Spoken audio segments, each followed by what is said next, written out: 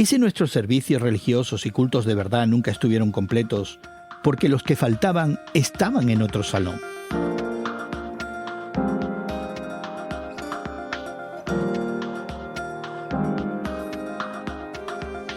Gracias por acompañarnos entre amigos esta conversación semanal sobre la fe cristiana y el mundo contemporáneo que tenemos Marta Polo Kohler del Seminario Bíblico Hispano de Chicago y tu servidor Gerson García. Todos conocemos la escena. Empieza el servicio, suena la primera alabanza y en algún momento, casi siempre antes del sermón, alguien anuncia con una sonrisa: los niños pueden pasar a su salón. Niños, desde infantes de pocos años hasta preadolescentes, salen en fila.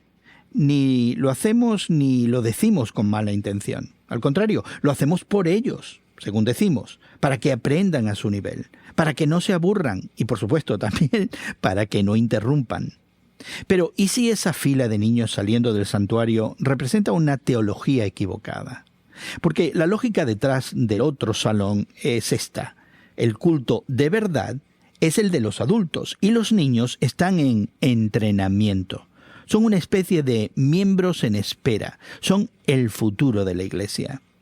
Nuestra invitada de hoy, junto a un equipo de capacitadores, ha creado un programa de ministerio infantil latino en Chicago que le da la vuelta a esa frase. Los niños no son el futuro de la Iglesia. Los niños son Iglesia.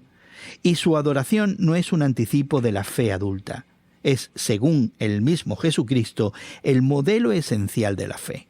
Y aún más, quizás en su forma más honesta, porque todavía nadie les ha enseñado a fingir. Muchos de nosotros crecimos esperando nuestro turno en la iglesia y algunos, siendo honestos, todavía no sabemos si alguna vez nos tocó el turno verdaderamente. Así que hoy la pregunta no es cómo entretener a los niños el domingo, es otra mucho más profunda. ¿Puede estar completa una iglesia que ha decidido que algunos de sus miembros todavía no cuentan? Pero antes queremos invitarte a que te suscribas gratuitamente a nuestro podcast que encontrarás en tu plataforma de podcast favorita.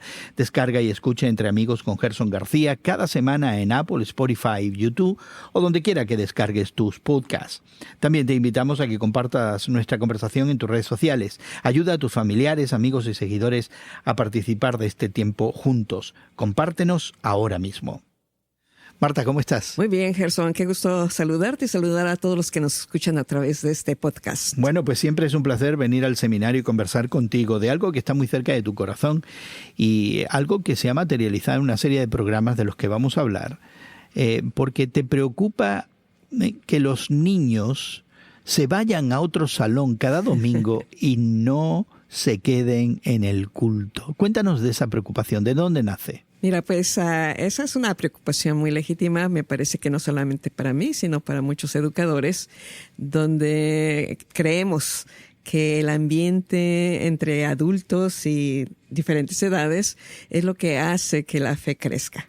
O sea, es un ejemplo para todos nosotros. O sea, los niños nos dan ejemplo, nosotros los adultos podemos ser de ejemplo para ellos, los adolescentes pueden ser de mucho ejemplo para los niños y también los niños para los adolescentes.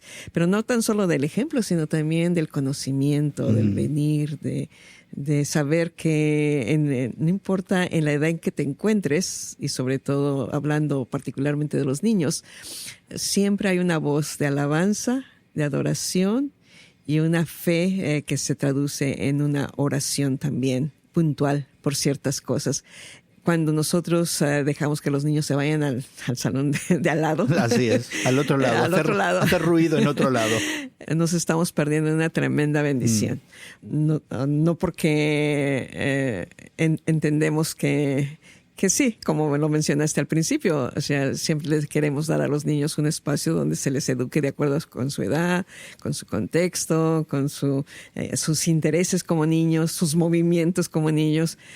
Pero mira, la iglesia es de todos, incluyendo a los niños. Y por supuesto que los niños nos sorprendería ver la capacidad que tienen para observar, para aprender, pero también para creer.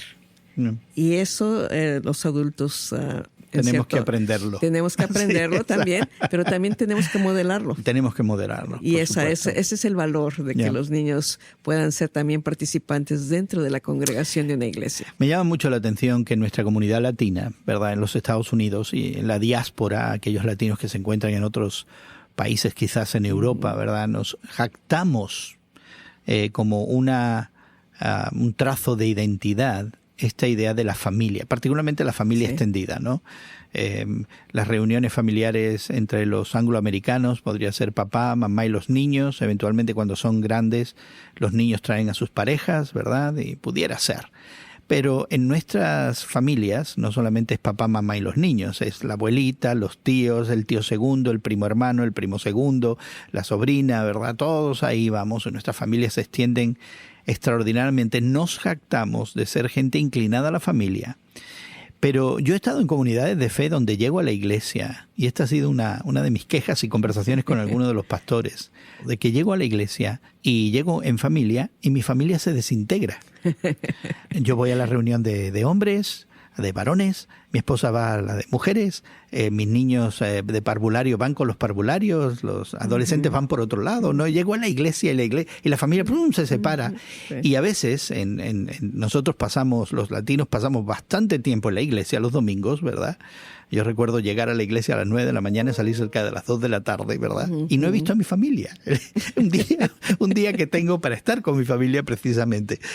¿Qué nos pasa? ¿Qué no hemos entendido? ¿Por qué cuando llegamos a la iglesia operamos con otros valores y excluimos a los niños que normalmente no excluiríamos en ambientes familiares? Mira, pues creo que tenemos modelos tradicionales de lo que es una iglesia. En la iglesia bien entendida, pues es la familia del Señor, es la familia de Dios, esa es la iglesia, ¿no? En esa iglesia también tenemos la figura del cuerpo de Cristo, ¿verdad? Donde todos somos necesarios. O sea, lo único que no es indispensable allí, pues es la cabeza, que es nuestro Señor Jesucristo. Pero cuando nosotros nos vemos en esa realidad, no pensamos en una alabanza o en una participación intergeneracional, donde somos, ¿verdad? No. De diferentes edades. Porque no hemos leído bien el libro de los Hechos. No lo hemos leído bien, Marta. No lo hemos leído bien. Como profesora, como teóloga, nos dices que no lo hemos leído bien. Sí, porque a través del libro de los Hechos encontramos muchos ejemplos de jóvenes participando dentro de la propia iglesia. Tal vez no encontramos referencias muy puntuales sobre niños, pero a veces cuando se habla de joven, a veces se habla de personas muy, muy jóvenes, casi, ¿verdad? Niños. Bueno, en la tradición judía la vida de adulto comienza a los 14. Así que si alguien era un niño, podía ser alguien de 10, de 9. Efectivamente. No, o un joven, ¿no? Y me parece que cuando leemos esos relatos de los viajes misioneros de Pablo y vemos, ¿verdad?, que se levantó, por ejemplo, la primera iglesia que se levantó en Europa, ¿no?, en la casa de Lidia, no eran solamente adultos. O sea, la escritura no nos dice, pero seguramente que había de todas edades, las abuelitas, los tíos, los sobrinos, los nietos, los hijos, no nos dice de qué edad. Lo que pasa es que a través de los años, obviamente, la iglesia se hizo más institución, más organizativa, en el sentido de vamos a reconfigurar, ¿no? Ya no es la iglesia de las casas, del libro de los Hechos. Y por ende, la psicología también nos ha enseñado de que hay diferentes etapas en la vida en que aprendemos de diferentes maneras. No. Y siguiendo ese punto, pues también tomamos esa idea. Sí, yo creo que muchas veces sin conciencia de las consecuencias, y déjame poner una delante de ti que creo que va a resonar bien contigo. Como inmigrantes en los Estados Unidos, no solamente los adultos que hablamos con un acento diferente, extranjero, ¿verdad?, el inglés, que nuestro aspecto es diferente al de la mayoría, que se nos identifica racialmente, étnicamente, ¿verdad? Siempre sentimos que no pertenecemos del todo. Y eso también lo sienten nuestros niños latinos, incluso si han nacido aquí, ¿verdad? Yo tengo conversaciones con mis hijos, que la mayoría de ellos nacieron aquí en los Estados Unidos, y ellos a lo largo de su desarrollo en momentos me contaban ese sentirse diferente, ese no encajar, ¿verdad?, con la propuesta o con alguna de las propuestas que existen en los Estados Unidos de lo que significa ser incluso americano. Así que nuestros niños están en esa tensión también, como muchos de nosotros. A veces no nos damos cuenta. Me preocupa que cuando lleguen a la iglesia, esa idea de no pertenezco del todo, que hemos aprendido los latinos y que nuestros niños latinos, aunque hayan nacido en este país, también la saben, no pertenezco del todo o no pertenezco, punto. Cuando llegamos a la iglesia también se produce. Lo cual realmente refuerza la idea externa, ¿no? La idea de que soy diferente en la escuela por las cosas que has mencionado. Soy diferente en el barrio. Soy diferente si pertenezco, ¿verdad?, a algún equipo, de deporte. Y entonces tampoco pertenezco a la iglesia. Me trae mi mamá, me trae mi abuela, me trae mi padre, pero no como decías al principio. O sea, cuando llego me separan. Sí. Entonces, nos separan de la familia. Entonces no veo a mi papá, ¿verdad?, hasta después de 2 horas, porque en nuestro contexto latino generalmente el tiempo de alabanza, de adoración, de predicación lleva más de 1 hora, ¿no?, que generalmente algunas otras iglesias de otra cultura. Yeah. Pero nuestras iglesias latinas son mínimo hora y media. Sabemos cuándo va a empezar, más o menos. Nunca sabemos cuándo va a terminar. Y entonces cuando llega una familia con sus niños, o llega una madre soltera, un padre soltero, o la abuela, ¿no?, que trae a los nietos, en el momento en que cruzan el umbral, tal vez se queden un rato, participen de los cantos de alabanza, lo cual es excelente, pero inmediatamente dicen, bueno, los niños pasen a su salón. A su salón, ¿no? Desafortunadamente, cuando decimos los niños pasen a su salón, tal vez, ¿verdad?, no sabemos quiénes son las personas que van a enseñar. Las conocemos, son los maestros de escuela dominical, o tal vez las personas que tienen alguna función dentro de la iglesia que trabajan con los niños, pero verdaderamente saben enseñar a nuestros niños. Ya. O solamente los entretenemos. Los tienen ahí guardados para que no hagan ruido, para que no molesten. Para que no molesten. En la solemnidad, ¿verdad? O en la adoración, ¿verdad?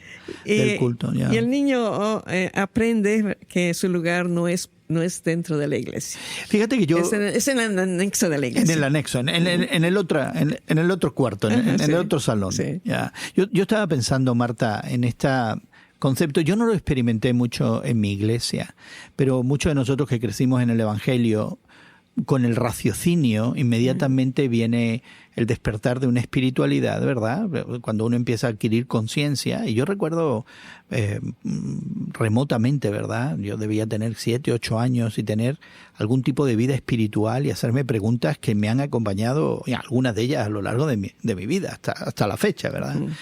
Cuestiones sobre la espiritualidad, claro, respondidas de diferente manera en cada etapa, pero no experimenté mucho esto, pero estamos comunicándole a nuestros niños que ya tienen una experiencia de fe, que están involucrados, ¿verdad? Que tienen ese sentir, ese entendimiento de las Escrituras a su nivel, que tienen que esperar su turno, y el turno quizás nunca llega, nunca se materializa del todo. Y uno de los problemas, y yo me atrevería a decir quizás el indicio de que ese turno no se materializa, es el éxodo que tenemos en nuestras iglesias de habla hispana en los Estados Unidos, de nuestros jóvenes adolescentes, que inmediatamente que pueden dejar de ir a la iglesia, la abandonan. Esa es una razón por la cual estamos abogando por la integración de los niños en la vida de la iglesia. Mira, cuando decimos, ¿verdad?, los niños pueden pasar a su salón de clase y vas y te sientas, yo lo he hecho varias veces, a un salón de clases de niños, lo que ellos reciben son historias bíblicas, que no tienen nada de, obviamente son muy valiosas. Y a la vez, ¿verdad?, juntamente con las historias bíblicas, lo que reciben, ¿verdad?, son lecciones morales. Yeah. O sea, no es bueno mentir, no es bueno robar. No es hay que portarse bien, obedecer a los padres. Pero no reciben un conocimiento teológico. O sea, conocimiento teológico para los niños. Para los niños. O sea, ¿quién es Dios? O sea, ¿qué es lo que Dios me enseña a través de la Biblia? Y cómo yo soy conocido por Dios, ¿no? Porque Dios me conoce. Ajá. Y cuál es, ¿verdad? Más que nada, más que una clase de moral, porque en eso se convierten en ocasiones nuestras enseñanzas para los niños. Es verdad, una clase de puedo llegar al Padre. El Padre me conoce, Dios me conoce. Puedo conocerlo a Él, puedo saber su historia, ¿no? O sea, de una manera sencilla, de acuerdo a la edad de cada niño. Y también, ¿verdad? Soy parte del pueblo de Dios. Y me ha intrigado mucho esa parte de la teología para los niños y la teología de los niños, no dirigida a ellos, pero que salga de ellos, ¿verdad?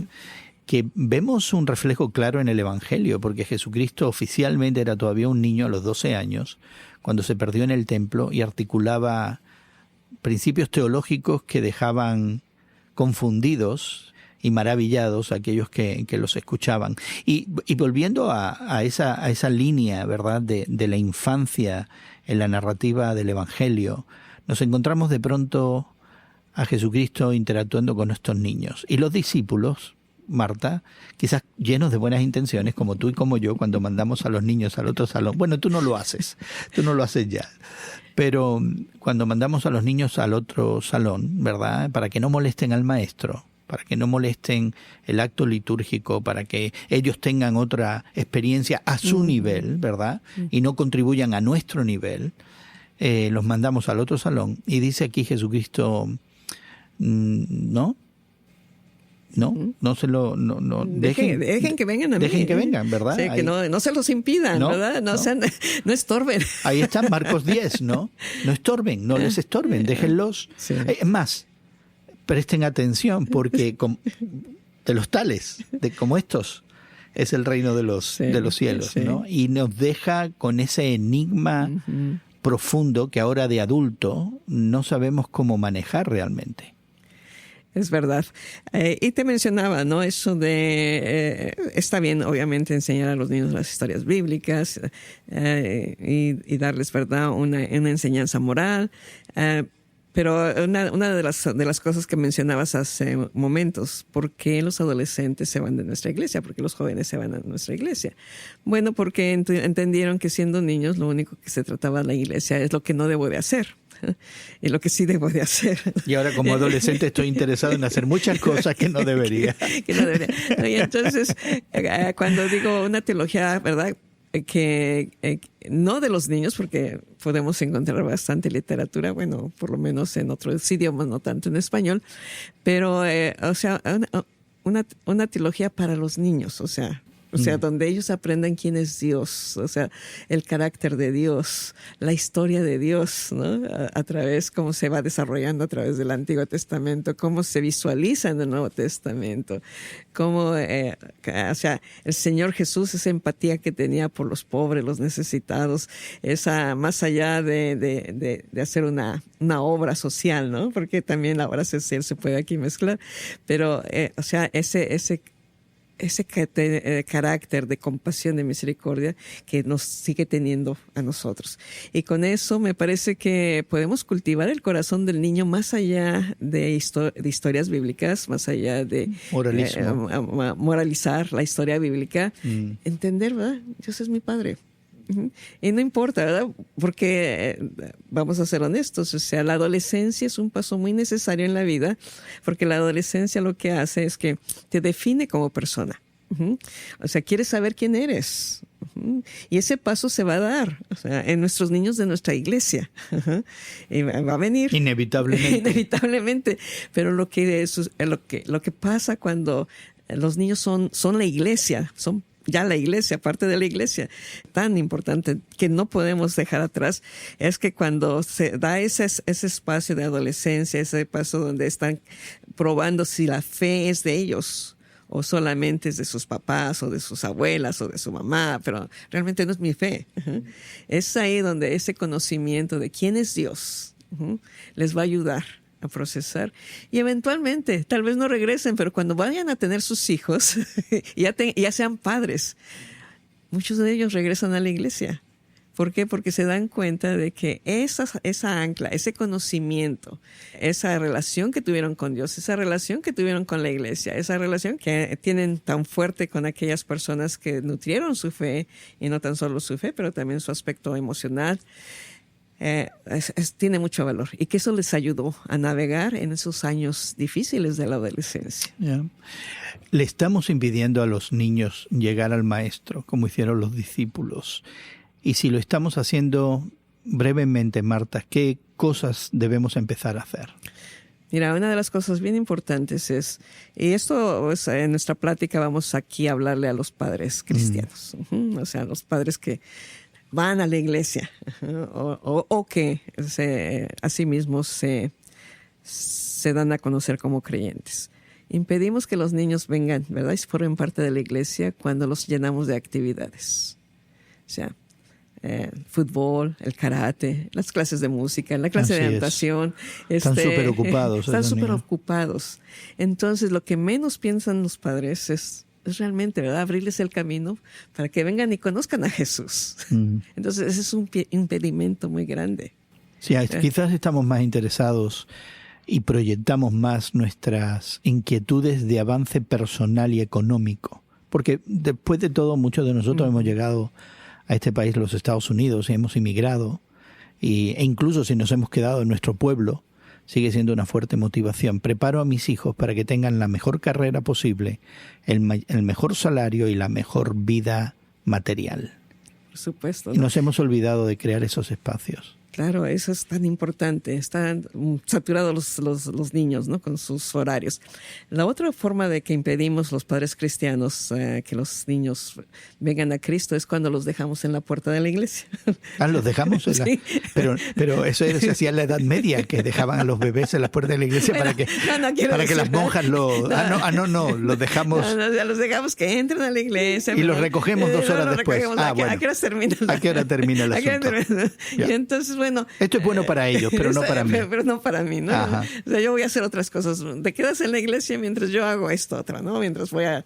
La guardería del domingo. Lo que quieras, la guardería del domingo.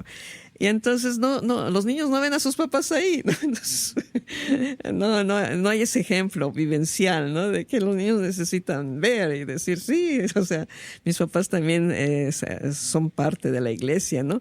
Otra manera es cuando les impedimos que estén presentes con nosotros en nuestro culto de alabanza y adoración intergeneracional, ¿no? Cuando el pastor realmente, ha todo aprendido muy bien en el seminario y se ha preparado para pastorear, pero se ha preparado para pastorear adultos, no para pastorear niños, ¿no? Y eso es parte también del problema, yo digo. Del desafío que tenemos en nuestras iglesias de cómo los pastores pueden realmente impactar la vida de los niños. Y digo en los pastores porque los niños saben quién es el pastor.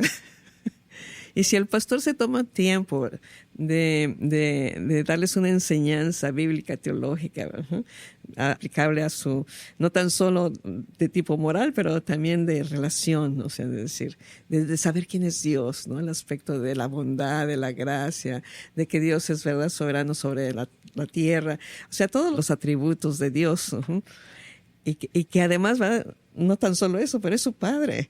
Yeah. Y él los invita a venir. Obviamente la voz del pastor tiene mucho peso. Y yo estaba pensando últimamente, Marta, en la comunidad. Yo recuerdo creciendo en la iglesia que había una extensión de la disciplina, y bien entendida, no como castigo físico o como una consecuencia por una mala acción, pero de la disciplina en términos formativos, ¿verdad?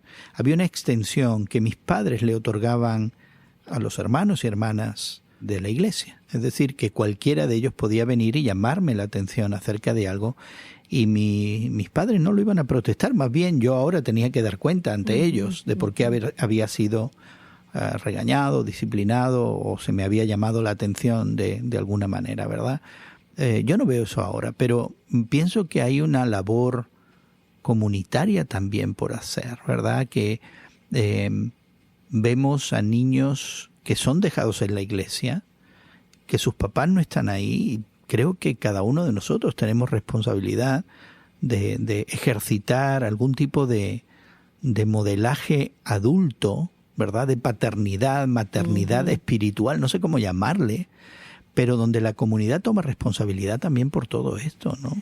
Claro, cuando los niños forman parte integral de la iglesia, los adultos toman conciencia también de su papel como guardianes de los niños. O sea, es muy importante. O sea, bien dices, ¿no? Tal vez no una disciplina, o sea, demasiado dura, por supuesto que no, pero que los niños empiezan a ver el ejemplo en los adultos. Y los adultos con ese ejemplo tienen autoridad para decir, no, mira, no tienes que saltar aquí, ¿no? O sea, porque... Y darles algunas razones bien claras, te puedes lastimar. Y además, este no es un lugar para brincar. El niño lo aprende. O sea, así tan sencillo, ¿no? Y esa es la autoridad que tiene la iglesia cuando toma tiempo de integrarlos dentro del cuerpo, de adoración, de oración, de enseñanza, a su nivel, por supuesto. Y va a haber, ya después de 7, 8 años, el niño se puede quedar, ¿verdad? Durante el servicio, sí, no es muy largo, porque también hay que darnos cuenta de que en nuestras iglesias puede ser el mensaje demasiado largo, ¿no? Sí, algunos de nosotros cuando predicamos sabemos cómo vamos a empezar y no cómo vamos a terminar ni cuándo. Pero eso será tema para otro día. Pero bueno, hoy queremos dejarte, como ves, ¿no?, con un programa de 7 pasos. Sospecho que tú tampoco lo necesitas. Pero quizás algo concreto, pequeño, el próximo domingo, cuando llegue el momento en que los niños salen de la iglesia, presta atención, obsérvalos, míralos, considéralos que ya son iglesia. ¿Y qué está pasando? Creo que es una buena pregunta. ¿Qué está pasando en ese momento? Y solamente que mires, que observes por ahora. Déjame decirte también que el Seminario Bíblico Hispano tiene un programa liderado por nuestra invitada de hoy, Marta Polo, que justamente capacita a padres, capacita a maestros, capacita a pastores, prepara iglesias, no para trabajar con niños, sino para crear espacios donde los niños digan, aquí mi voz se oye, aquí soy importante, aquí el Señor escucha también mi oración. Así que vamos a poner esos recursos en nuestra página de internet, donde tú descargues este podcast, podrás encontrarlo y te animamos a que investigues un poquito más. Por ahora creo que sería una buena idea que te suscribas a nuestro podcast, que encontrarás en tu plataforma de podcast favorita. Búscalo y descárgalo como Entre Amigos con Gerson García en Apple, Google y Spotify. También encontrarás ahí los enlaces a algunos recursos que hemos mencionado en nuestra conversación, como este programa que el seminario está presentando. Podrás dejar tus comentarios y también encontrar en nuestros archivos otros temas que pudieran ser de tu interés. Te animamos de todo corazón a que nos compartas en tus redes sociales, especialmente en un tema como este que tiene que ver con la comunidad, que tiene que ver con la iglesia. Si como papá, como mamá, como abuelita, abuelito, como pastor, esto te ha inquietado, compártelo, lleva esta conversación e inquieta a través de esta conversación a otros. Nos ayudas muchísimo al compartirnos en tus redes sociales y permitir que otros también sean parte de esta conversación semanal y gratuita. Agradecemos a nuestros equipos técnicos en México y Estados Unidos que hagan posible que esta conversación llegue hasta ti. También, Marta, muchas gracias por estar con nosotros y habernos acompañado. Hasta la próxima, Gerson. Y tu amigo Gerson García se despide de ti hasta otro momento en el que nos unamos a conversar entre amigos.